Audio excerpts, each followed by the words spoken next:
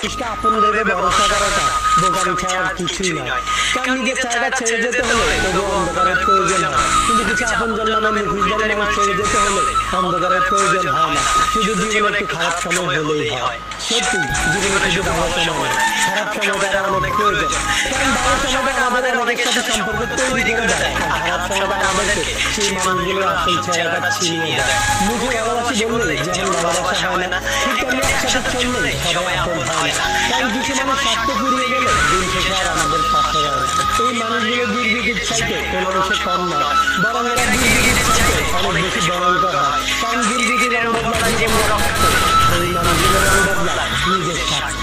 এই মানুষগুলো ভালো সময় নিজ থেকে সম্পর্ক তৈরি করবে, আবার খারাপ সময় নিজ থেকে হারিয়ে যাবে। আবার যাওয়ার সময় আপনাকে বেঈমান বিশ্বাসঘাতক আর স্বার্থপরের কথা দিয়ে যাবে। আমি আমার ভালো সময় অনেক মানুষকে আমার পাশে দেখেছি, কিন্তু আমার খারাপ সময় সবাই